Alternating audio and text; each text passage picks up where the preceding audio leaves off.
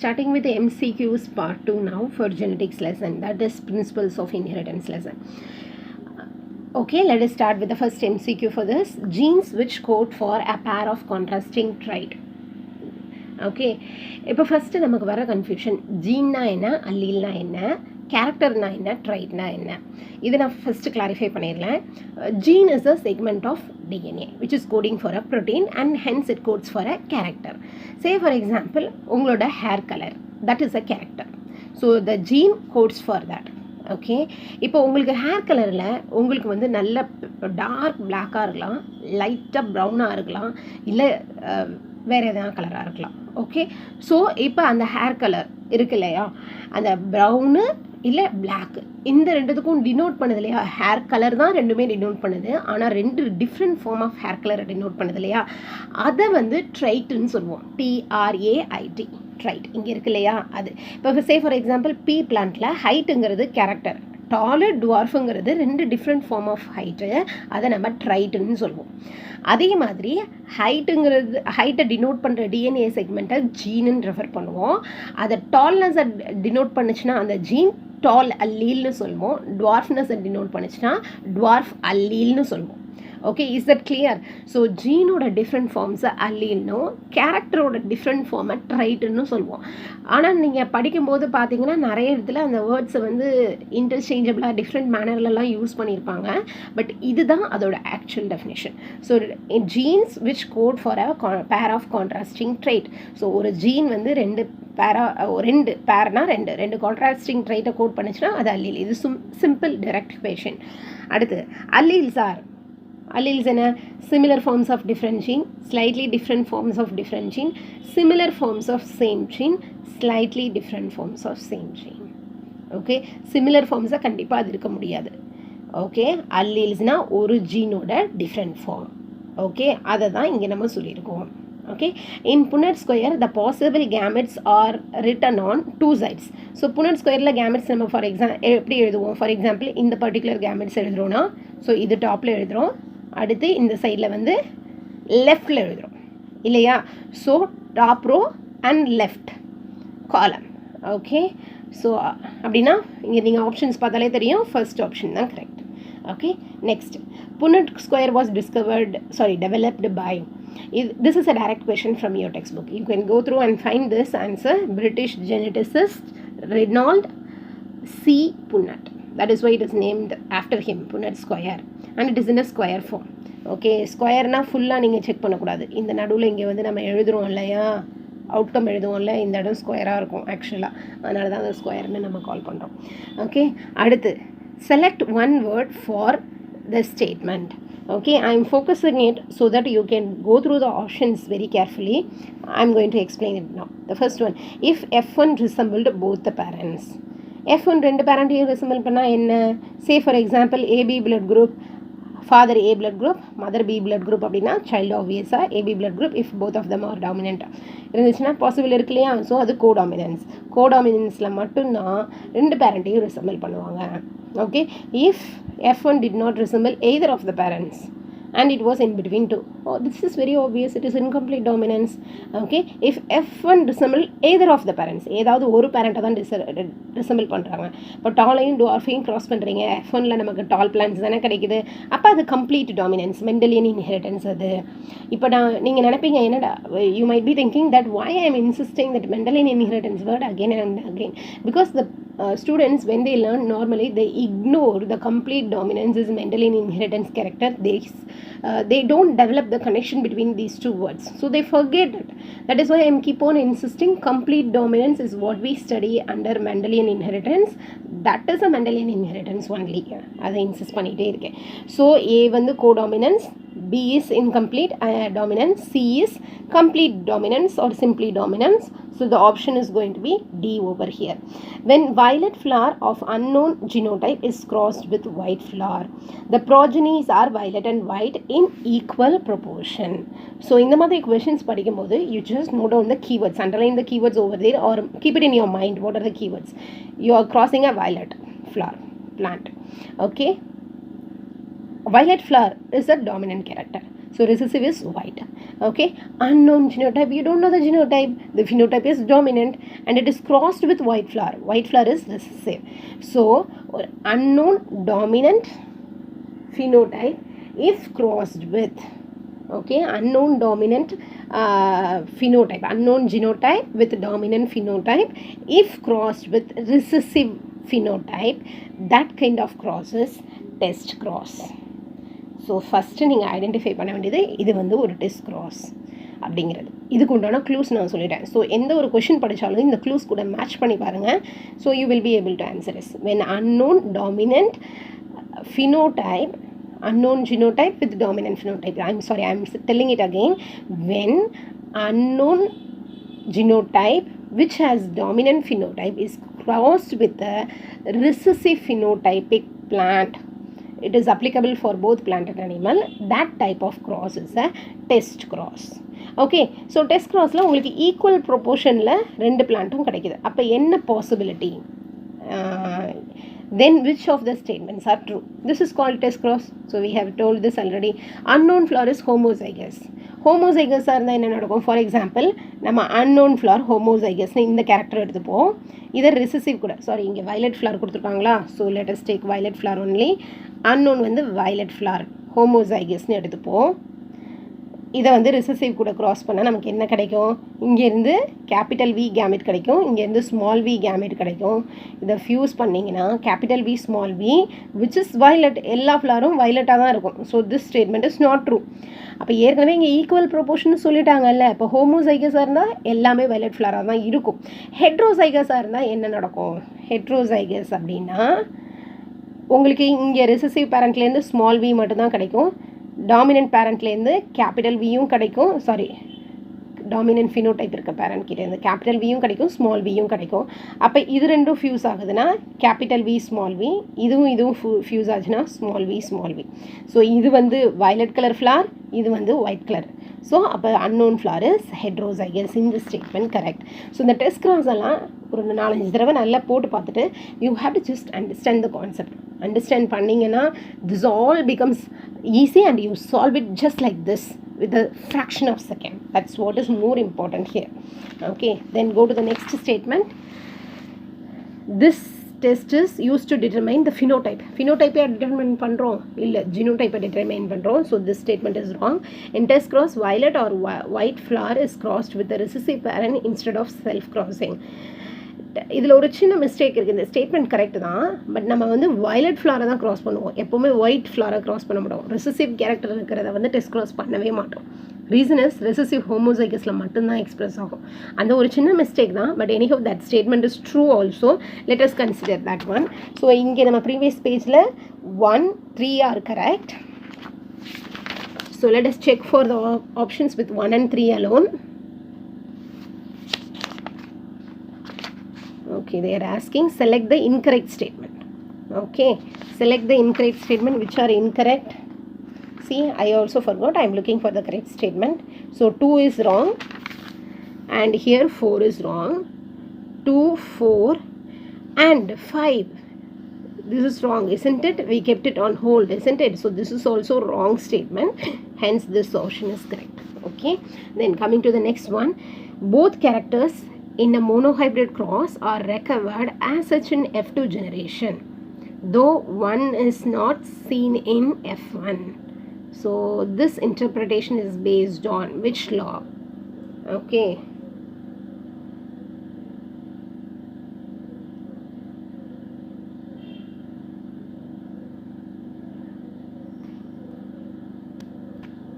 okay. So first law of Mendel is law of dominance. This is not the answer. It was marked by mistake. Second law is law of segregation or purity of gametes. F2 generation la parental characters regenerate ஆகிறது second law of Mendel நால தான் possible. That is law of segregation. So the next question now. In case of Antirrhinum species, the recessive trait is seen in progeny due to. So recessive trait ஏன் express ஆகுது? Antirrhinum மட்டும் இல்லை, எந்த பிளான்ட்லேயும் even அனிமல்ஸ்லேயும் recessive trait ஏன் express ஆகுது? ஒன்று அந்த என்சைம் வந்து நான் ஃபங்க்ஷனலாக இருக்கணும், இல்லைனா அந்த என்சைம் இல்லாமலே இருக்கணும். ஓகே, எல்லா ஜீனும் ஒரு என்சைம்க்கு கோட் பண்ணுது. அந்த என்சைம் தான் அந்த கேரக்டரை எக்ஸ்பிரஸ் பண்ணுது. Gene is responsible for making an enzyme. This enzyme is responsible for expressing the particular trait or character. So இந்த என்சைம் இருக்குது அப்படின்னா நார்மலாக இருந்ததுன்னா character is expressed. Say for example colour of the flower. இப்போ இந்த enzyme produce ஆச்சுன்னா red colour of the flower வந்து express ஆகும். என்சைம் கம்மியாக ப்ரொடியூஸ் ஆனாலும் ரெட் கலர் ப்ரொடியூஸ் ஆகும்.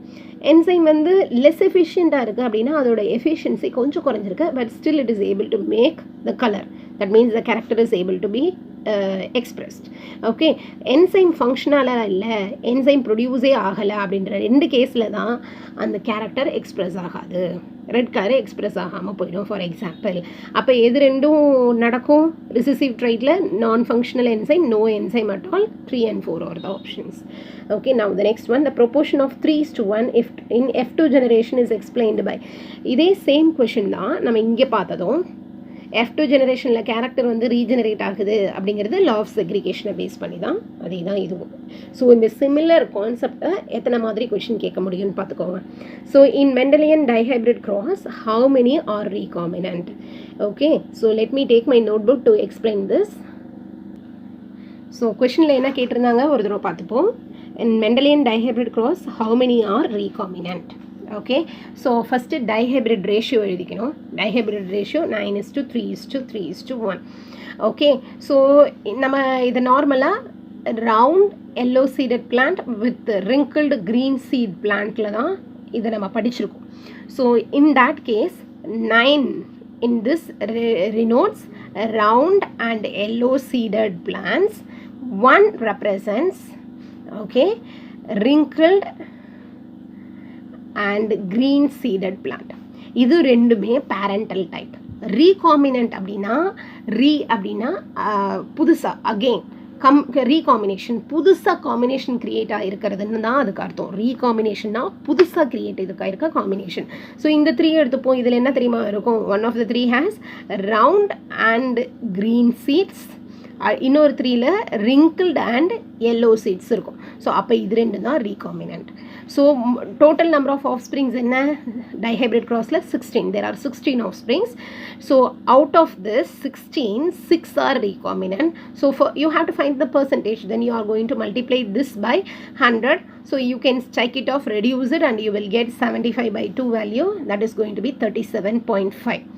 Okay, so that is the answer here. Don't guess the answers, you have to solve it and find it. Hope you understood. இன்னொரு தடவை நான் ஷார்ட்டாக சொல்கிறேன். 9:3:3:1 ரேஷியோவில் 9ம் 3யும் பேரண்டல் டைப். இந்த 2 3 இருக்கு இல்லையா, இது recombinant. So total number of offspring 16. Out of 16, 66 வந்து ரீகாமினன்ட். ஸோ 100க்கு எவ்வளோ? Because it is has 10%. Calculate பண்ணால் 37.5 நமக்கு கிடைக்கிது. ஓகே, ஸோ இப்போ நெக்ஸ்ட் கொஷின் போகலாம். Starch synthesis in the pea seed is controlled by one gene. If it has 2 alleles, capital B and small b, if starch grain size is considered as the phenotype, then this allele show incomplete dominance. So incomplete dominanceல starch synthesis in pea seed அப்படின்னு ஒரு example படிச்சிருப்போம். இந்த same example pleiotropy அப்படின்ற கான்செப்டுக்கும் work ஆகும். Same gene, the same gene expresses 2 characterனா அது pleiotropy. So இங்கே வந்து ஸ்டார்ச் சிந்தசிஸ்ன்ற ஒரு கேரக்டரை மட்டும் கன்சிடர் பண்ணி அது என்னன்னு பார்க்க போகிறோம். இப்போ கேபிட்டல் பின்னு இருந்ததுன்னா ஸ்டார்ச் கிரெயின் சைஸு. இப்போ சீடோட சைஸை நம்ம பார்க்கல. சீடுக்குள்ளே ஸ்டார்ச் ஸ்டோர் ஆகிருக்கு இல்லையா, ஒவ்வொரு ஸ்டார்ச் பார்ட்டிக்கலும் அந்த கிரெயின்ஸும் என்ன சைஸில் இருக்குது அப்படின்னு நம்ம பார்க்க போகிறோம். இப்போ கேபிட்டல் பி அப்படின்னு இருந்தால் ஸ்டார்ச் கிரெயின்ஸ் வந்து பிக்கராக இருக்கும். ஸ்மால் பின்னு இருந்தால் ஸ்மாலராக இருக்கும். இப்போ கம்ப்ளீட் டாமினன்ஸ் இருக்குது, எக்ஸிஸ்ட் ஆகுதுன்னா கேபிட்டல் பி ஸ்மால் பி இருக்கும்போது ஹெட்ரோசைகஸில் பிக்கராக தானே இருக்கணும். பட் அப்படி இல்லாமல் intermediate grain size, starch grain size இருக்கும். அதனால தான் அதை இன்கம்ப்ளீட் டாமினன்ஸ்னு சொல்கிறோம். ஓகே, லியோட்ரோஃபியோட எக்ஸாம்பிளை கோ த்ரூ பண்ணிங்கன்னா உங்களுக்கு இது தெரியும். In incomplete dominance the ratio which not deviates from Mendelian monohybrid cross. Okay, Mendelian monohybrid கிராஸில் நமக்கு என்ன ரேஷியோ கிடைக்கும்? Phenotypic 3:1, genotypic ratio 1:2:1. இன்கம்ப்ளீட் டாமினன்ஸில் ஃபினோடைப் ரேஷியோ நமக்கு என்ன கிடைக்குது 1:2:1. Okay, genotype ratio 1:2:1. ஸோ இப்படி பார்த்தோம்னா இங்கே ஃபினோடைப் ரெண்டும் வேறு வேறையாக இருக்குது. பட் ஜினோடைப் ரேஷியோஸ் பாருங்கள் ஒரே மாதிரி இருக்குது. So which is similar, which is not deviating. டிவியேட்டிங்னா கோயிங் அவேன்னு அர்த்தம். Which is not going away. Genotype ratio is not going away. Which is correct? Each back cross is a test cross. Each test cross is a back cross. Crossing F2 with F1 is called test cross. F2 F1 லாம் cross பண்ணால் test cross கிடையாது கன்ஃபார்மாக. F2 with either of the parent test cross கிடையாது. யூஸ்வலாக F1 தான் நம்ம test crossக்கு involve பண்ணுவோம். F1 with the recessive parent. Okay, so first நமக்கு பேக் க்ராஸ்னால் என்னென்னு தெரியணும். அதுக்கப்புறம் தான் நம்ம இதை சால்வ் பண்ண முடியும். பேக் க்ராஸ் அப்படின்னா F1 ப்ராஜனி ஃபார் எக்ஸாம்பிள் இப்போ நம்ம டால்னஸ் எடுத்துக்கிட்டோன்னா F1 ப்ராஜனி எப்படி இருக்கும்? ஹெட்ரோசைகஸாக இருக்கும். இது வந்து ஹைப்ரிட்னு சொல்லுவோம். ஏன்னா 2 ஹோமோசைகஸ் பிளான்ட்டை ஃபியூஸ் ஆகி ஒரு புது காம்பினேஷனில் நமக்கு கிடைக்குது இல்லையா, அதனால் இதை ஹைப்ரிட்னு சொல்லுவோம். F1 ஹைப்ரிடை ஒன் ஆஃப் த பேரண்ட்டோட ஃபியூஸ் பண்ணுறது தான் பேக் க்ராஸ். F1 ஹைப்ரிடை F1 ப்ராஜனியை ஏதாவது ஒரு பேரண்ட் கூட ஃபியூஸ் பண்ணுறீங்க. எத்தனை பேரண்ட்ஸ் பாசிபிள் பேரண்ட்ஸ் இருக்காங்க? Capital T homozygous dominant parent, homozygous recessive parent. இந்த எக்ஸாம்பிளை பேஸ் பண்ணி நான் சொல்லிட்டு இருக்கேன். ஒரு டாமினன்ட் பேரண்ட் இருக்காங்க, ஒரு ரிசசிவ் பேரண்ட் கூட இருக்காங்க. நீங்கள் ப்ராஜனியை எந்த ஒரு பேரண்ட் கூடயாவது நீங்கள் க்ராஸ் பண்ணுறீங்கன்னா அது பேக் க்ராஸ். பேக் க்ராஸில் 2 டைப் இருக்குது, அவுட் க்ராஸ், டெஸ்ட் க்ராஸ். இது என்ன அவுட் க்ராஸ் அப்படின்னு பார்த்தோன்னா F1 ப்ராஜனியை ஹோமோசைகஸ் டாமினன்ட் பேரண்ட் கூட ஃபியூஸ் பண்ணுறீங்க. ப்ராஜனினா ஹைப்ரிட்னு சொல்லியாச்சு. சே ஃபார் எக்ஸாம்பிள் இந்த கேஸில் நம்ம எடுத்துருக்க எக்ஸாம்பிளில் இது வந்து F1 ப்ராஜனி, இதை டாமினன்ட் பேரண்ட் கூட நான் க்ராஸ் பண்ணுறேன்னா அது அவுட் க்ராஸ். இதே F1 ப்ராஜனியை நான் ரிசசிவ் பேரண்ட் கூட க்ராஸ் பண்ணுறேன் அப்படின்னா அது test cross. Okay, so test cross is a type of back cross. There are 2 types of back crosses, out cross and test cross. Note எடுத்துக்கோங்க இதை. Okay, so coming back to the question, what is correct? Second option is correct. B option is correct. Each test cross is a back cross. A cross between black flowered plant and white flowered plant yield grey flowered plant. Black white fuse பண்ணுறீங்க, grey color கிடைக்குது. Which is not resembling either of the parents resemble பண்ணல, but intermediate டைப்பாக இருக்குது அப்படின்னா கண்டுபிடிச்சு சொல்லலாம். That is incomplete dominance. Incomplete dominance is the answer. Okay, next one. Mendel proposed something was being stably passed down unchanged from parents to offspring called. பேரண்ட்ஸ்லேருந்து ஆஃப்ஸ்ப்ரிங்க்கு something is being passed. அதை Mendel என்னன்னு சொன்னார் அப்படின்னா ஃபேக்டர்ஸ்னு சொன்னார். Jeans அப்படின்ற name வந்து லேட்ரான் Bateson அப்படின்ற ஒரு சயின்டிஸ்ட் கொடுத்த நேம் தான். மெண்டல் அந்த நேமை கொடுக்கல, அவர் ஃபேக்டர் அப்படின்ற பேரை தான் யூஸ் பண்ணிகிட்டு இருந்தார். Okay, small tt mates with capital T small t, what will be the characteristic of offspring? Okay, இதை நம்ம க்ராஸ் சால்வ் பண்ணி நான் சொல்லிடுறேன் so that you can understand it better. So கொஷனில் கொடுத்துருக்கிறது என்னென்னா capital TT is crossed with capital T small t. Sorry, small tt is crossed with capital T small t.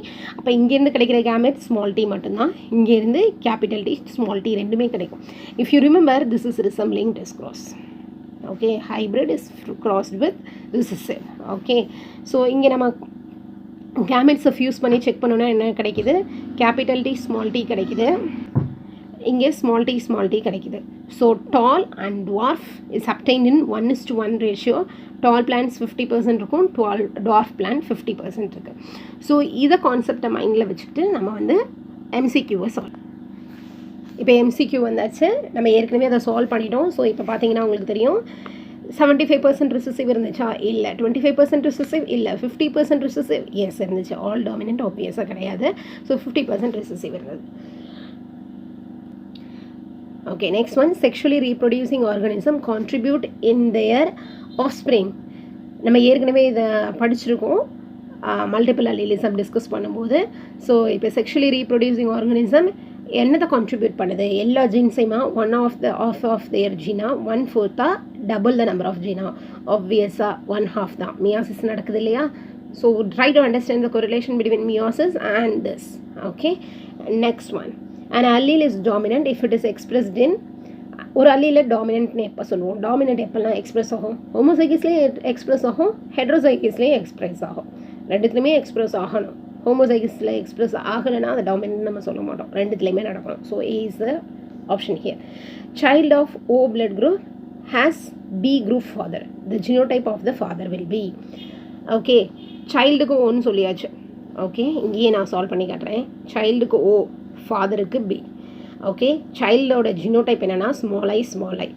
அப்போ ஃபாதர்கிட்ட இருந்து ஒரு அல்லீல், மதர்கிட்டேருந்து ஒரு அல்லீல் வந்திருக்கும். ஸோ மதர்கிட்டேருந்து இது ஒன்று வந்திருக்குன்னா இன்னொன்று கண்டிப்பாக ஃபாதர்கிட்டேருந்து தான் வந்திருக்கணும். அப்போ ஃபாதர்கிட்ட ஒரு ஸ்மால் ஐ கண்டிப்பாக இருக்குது. ஸோ B blood group அவருக்கு அப்படிங்கிறதுனால டாமினன்ட் அல்லீல் IB அங்கே இருக்குது. ஸோ அவரது IBI. So simple, right? Okay, 2. Mendel's principle of segregation is based on separation of allele during gamete formation. இதை மோனோஹைப்ரிட் கிராஸ் படிச்சிருந்தீங்கன்னா அங்கேயே உங்களுக்கு கிளியராக இருந்திருக்கும். லா ஆஃப் டாமினன்ஸ் ரெசிசிவ்னஸ் is proved by obviously monohybrid cross. O group mother with O group child sues AB group man for fathership of the child. What is true? Mother O, child O, AB ஃபாதராக claim பண்ணுறாங்க. இது பாசிபிளா? இப்போ இந்த child எடுத்துப்போம். Already நம்ம இன்னொரு கேஸில் solve பண்ணதான். சைல்டுக்கிட்ட ஸ்மால் ஐ தான் ஜினோடைப், மதரும் ஸ்மால் ஐ தான். ஸோ ஒரு அல்லீல் மதர்கிட்டேருந்து வந்துருச்சு, இன்னொரு அல்லீல் யார்கிட்டேருந்து வரணும்? ஃபாதர்கிட்டேருந்து வரணும். இந்த பர்சன் இந்த ஸ்மால் ஐயை கான்ட்ரிபியூட் பண்ண முடியுமா? முடியாது. ஏன்னா இவரோட ஜினோடைப் IB. ஸோ ஆப்வியஸாக அந்த பர்சன் ஃபாதர் கிடையாது. Mother is true, the father's claim is wrong.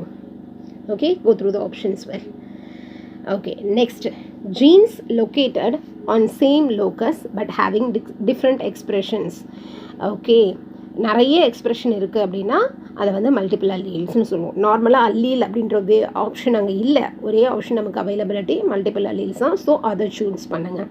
A cross between hybrid and its parent. இப்போ தான் கொஞ்சம் டெஸ்ட் கிராஸ் அதெல்லாம் டிஸ்கஸ் பண்ணியிருந்தோம். So it is a back cross. Back கிராஸில் 2 டைப் இருக்குது, டெஸ்ட் கிராஸ், அவுட் கிராஸ், இல்லையா? So அந்த concept தான் இது. Blood grouping in human beings is controlled by எத்தனை அல்லீல் இருக்குது? 3 அல்லீல். ஏயும் பியும் codominant and I is recessive. ஸோ 4 அல்லீல்ஸ் கிடையாது, 3 அல்லீல் தான் நமக்கு தெரியும். ஓகே, நீங்கள் ஆப்ஷன்ஸ் பார்த்துக்கோங்க. 3 alleles in which none is dominant. ஆப்வியஸாக அங்கே 2 டாமினன்ட் இருக்குது. 3 alleles in which A is dominant அப்படின்றாங்க, அதுவும் கிடையாது. Sickle cell anaemia is an example of. Sickle cell anaemia multiple allelism படிக்கும்போதும் கோடாமினன்ஸ் படிக்கும்போது நம்ம இதை செக் பண்ணியிருக்கோம். சிக்கிள் செல் அனீமியாவில் கோடாமினன்ஸும் எக்ஸ்பிரஸ் ஆகுது, லியோட்ரோஃபியும் எக்ஸ்பிரஸ் ஆகுது. But as per the text book அவங்க ரெசிசிவ்னு கொடுத்துருக்காங்க அதை. ஓகே, ஸோ லியோட்ரோஃபின்ற ஆன்சரை நீங்கள் இங்கே as per the text book pick பண்ணிக்கலாம். Okay, next, heterozygous tall plant is selfed. It produces both tall and dwarf plant. This confirms. இது வந்து F1 கிராஸில் மோனோஹைப்ரிட் கிராஸில் F1லேருந்து F2 ஜெனரேஷன் நமக்கு கிடைக்கிது இல்லையா, அதை பற்றினது.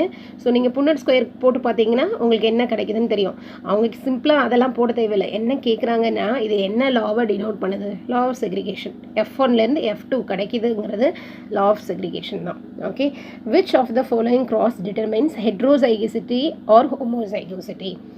ஓகே, இஃப் யூ ரிமெம்பர், நம்ம ஏற்கனவே டெஸ்ட் கிராஸ், பேக் கிராஸ் இதெல்லாம் செக் பண்ணியிருக்கோம் இல்லையா, அதை நீங்கள் ரிமெம்பர் பண்ணிங்கன்னா இது உங்களுக்கு தெரியும்.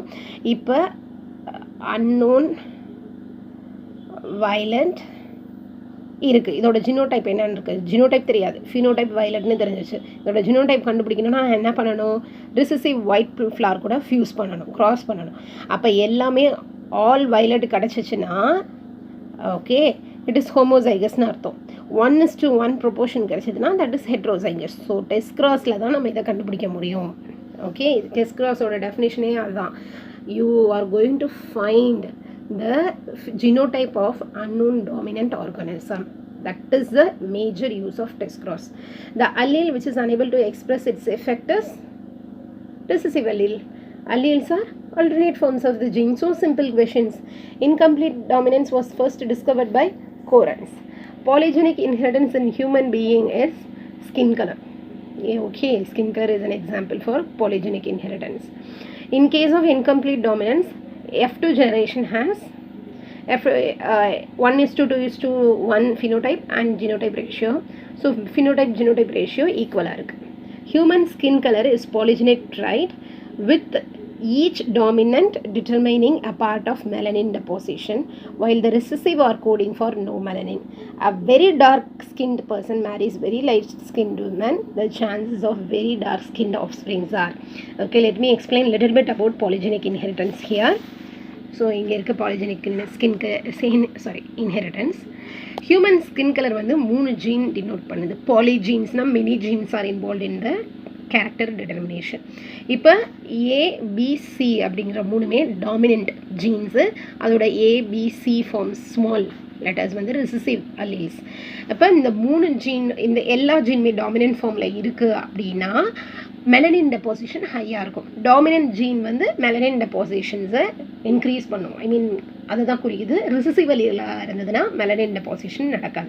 இப்போ ஹைலி டார்க் ஸ்கின்டு பர்சன் அப்படின்னா அவங்க வந்து homozygous for or 3 genes dominant especially. So இதுதான் அவங்களோட நேச்சர். லைட் ஸ்கின்டு பர்சன் அப்படின்னு எடுத்துக்கிட்டோம்னா they are recessive for all the genes. Melanin டெபாசிஷனே கிடையாது அங்கே. அதனால் அவங்க வெரி லைட் ஸ்கின்னாக இருப்பாங்க. ஸோ இந்த பர்சன்கிட்டேருந்து கிடைக்கக்கூடிய கேமிட் என்ன, எல்லாத்துலேருந்தும் ஒவ்வொரு ஜீன் கிடைக்கும். ஏபிசி இங்கேயும் இந்த 3 டிஃப்ரெண்ட் ஜீன்ஸ்லேருந்து ஒன்று வரும்.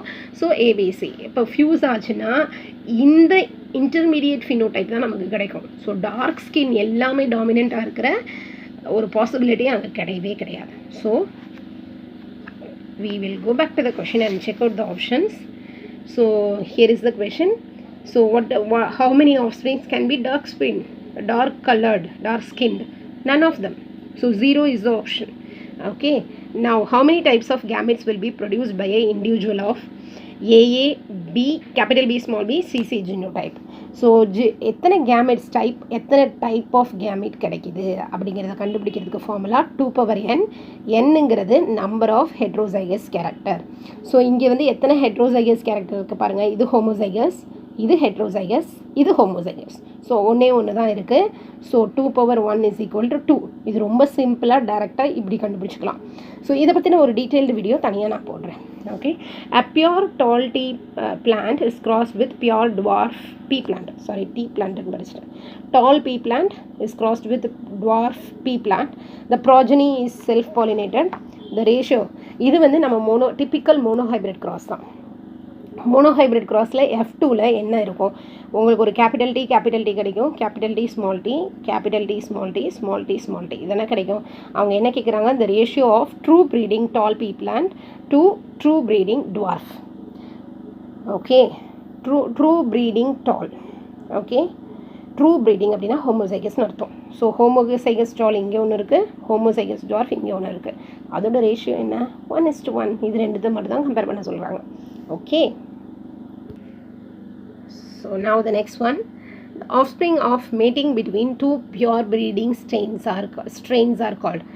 அதாவது பியூர் ப்ரீடிங்னா ஹோமோசைகஸ்னு அர்த்தம். ஹோமோசைகஸை ஃபியூஸ் பண்ணும்போது 2 ஹோமோசைகஸை ஃபியூஸ் பண்ணிங்கன்னா உங்களுக்கு ஒரு ஹைப்ரிட் கிடைக்கும். அது நம்ம ஏற்கனவே பார்த்தாச்சு.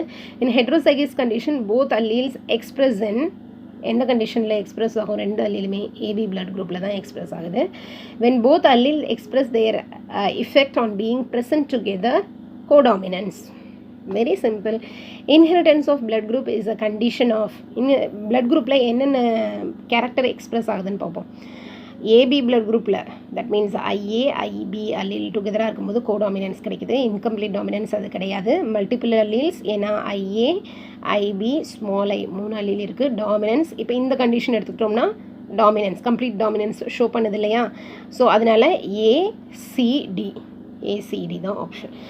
The graphical representation to calculate the probability of all possible genotypes of offspring in a genetic cross is called Punnett square. இது வந்து direct from textbook, அந்த lines go through பண்ணிங்கன்னா உங்களுக்கு தெரியும். Polygenic cross, AABBCC, AABBCC, the phenotypic ratio of offspring is this. What is the value of X? Polygenic இன்ஹெரிட்டன்ஸில் இந்த ரேஷியோஸை identify பண்ணுறதுக்கு பாஸ்கல் ட்ரையாங்கிள் யூஸ் பண்ணுவோம். அதை பற்றின தனியாக ஒரு வீடியோவே இருக்குது. You can check out the playlist to find out Pascal triangle in polygenic inheritance. அப்படி ஒரு வீடியோ இருக்குது, நீங்கள் அதை ரெஃபர் பண்ணலாம். ஸோ ஆப்வியஸாக இதோட value 15 as per the pascal triangle. So that is the value. Children in a family have blood types O, A, AB, B respectively. What are the genotypes of the parents? So let us consider these 2 types first. இப்போ வந்து இங்கே வந்து ஐஐ small ஐ தான் இருக்குது, இங்கே வந்து IA IP இருக்குது. அப்போ பேரண்ட்கிட்ட கண்டிப்பாக ஒரு 2 பேரண்ட்டுக்கிட்டையும் ஸ்மால் ஐயும் இருக்கணும், 2 பேரண்ட்டில் ஒருத்தவங்கக்கிட்ட ஐஏ இருக்கணும், இன்னொரு பேரண்ட்டுக்கிட்ட ஐபி இருக்கணும். அப்போ A blood group possible, B blood group, AB எல்லாமே பாசிபிள். So that's option first one. If you don't understand please let me know, I will explain it further. Thank you.